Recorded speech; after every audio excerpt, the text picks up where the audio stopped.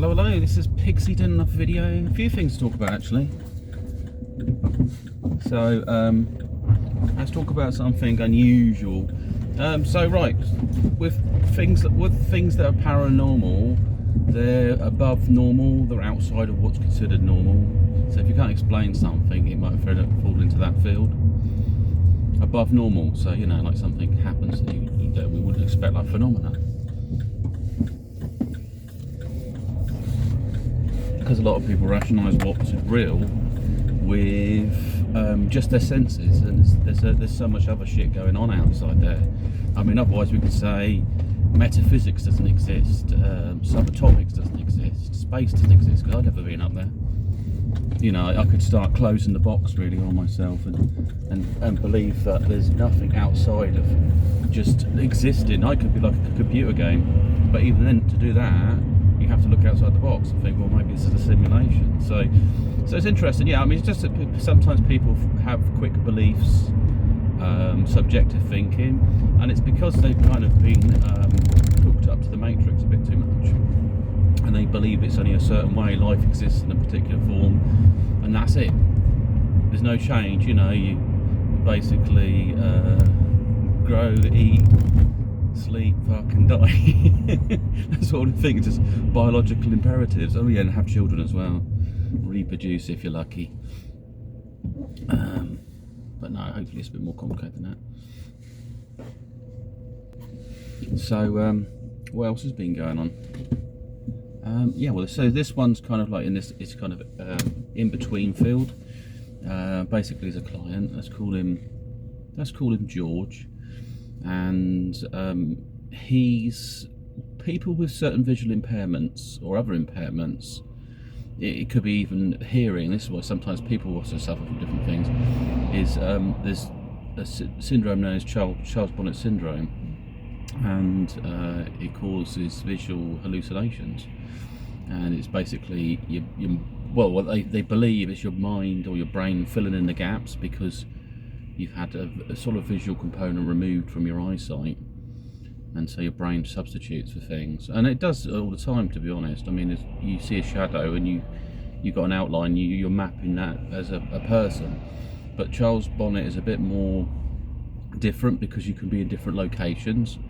And so with George, he was on a strong painkiller, and so he had opioid type patches, and so he ended up setting off his pendant alarm in the middle of the night, and his family thought, okay, what's going on? You know, you're right, you okay? And so they rushed down to see him, and they said, well, because he's also a wheelchair user, so he's sort of perked on the end of his bed, and they're thinking, what on earth? You know, what's going on? You're right, Dad.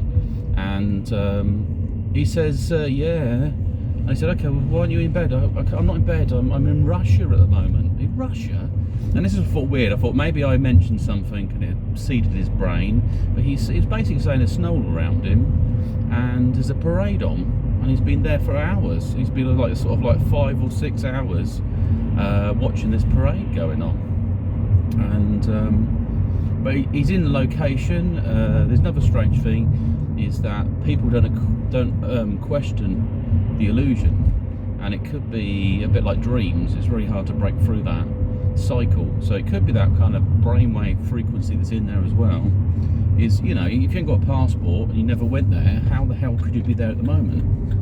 I mean, did you teleport? You know, it's trying to make sense of it. But just to sit there and enjoy watching a parade and believe you've travelled, you know, like 10,000 miles away or something is pretty unusual. I always find it quite interesting, but it also opens up the door to analysing the brain, and then it's that kind of in-between area. Is it a sort of fault that's occurred, or does it allude to something more deeper? I mean, it could be even that he's reliving some sort of past life memory. I mean, there's nothing can be ruled out, because you'd have to have a sort of like simulation of experiences really to find out, you know, is this what's going on? Like, the brain scan somebody while they're having that kind of type of hallucination, because you know, it's difficult. Basically, it's like epilepsy. It's kind of a short period of time it's affected it. So other news, crypto news. I had to figure out how do I get my money back out of Binance and places like that. So I did find a way to do it, and you had to sort of click on it and go to if trade, but make sure you set it up to sell, and then you end up putting the money back into your sort of fiat wallet, and then from your fiat wallet you withdraw it, and then you put it into your bank, and there was no issues. No, I mean, it's like a 1% maybe fee. So I've sort of transferred £500 across, and I screwed up on one thing. I got these chili tokens, and I tried to withdraw it, and it was set to rubles, and I thought, what? Rubes? And I thought, well, maybe I can just put that in my bank. No.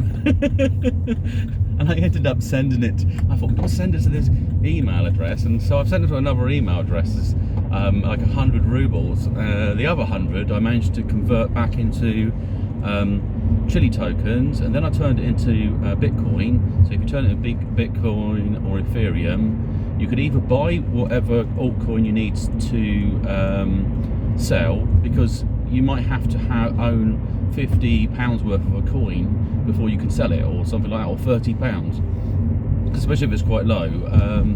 So you need to transfer it across. So you might end up buying some more back and then selling it. And you know, there's some coins I haven't. It's like FIO protocol. I haven't found a way of actually selling that because it's not tradable. You can't switch.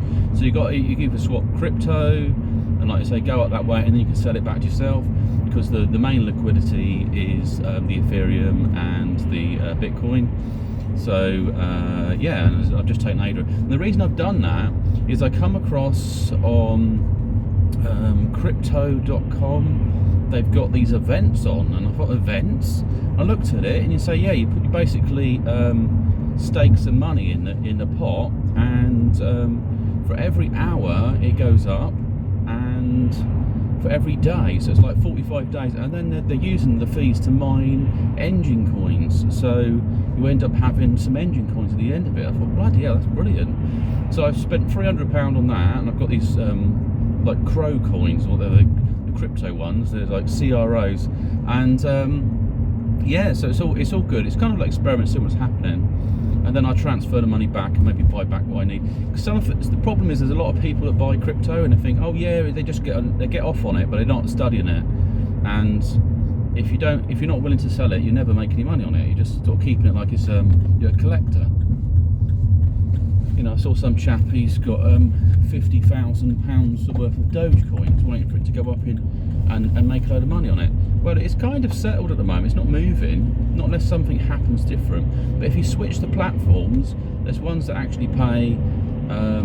They will pay a additional sort of yearly growth to it. So it's like 7% or maybe less than that. But at least if you put it somewhere it's working, you're making money.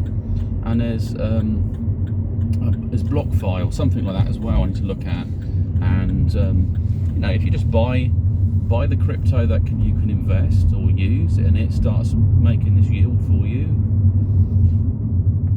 it ends up being profitable. And it's not the idea to be like stinking rich. I'm quite interested in the development of the ecosystems behind the coins, and understanding how finance is evolving into our own psychological constructs. Like, we live in a digital age, and we've got like smart cars and smart everything, and all these smart things collect data, and this data can be turned into coins, and these coins can have programs and information put in, but things that people are not looking at. So if you've got an unprogrammable coin that you can't do much with, then it's not going to pick up much value.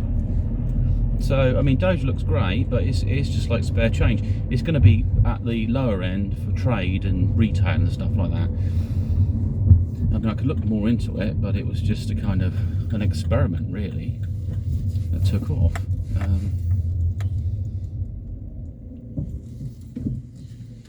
And it's also tied into Litecoin. I think Litecoin, yeah.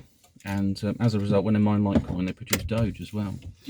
So it's got too much of a market cap. So the rarer it is, the more expensive it is, basically. Like Bitcoin's only got a limited finance level, cap level, and everything else. Anyway, this is Pig Sign Off. Have a great one, and speak to you soon. Bye.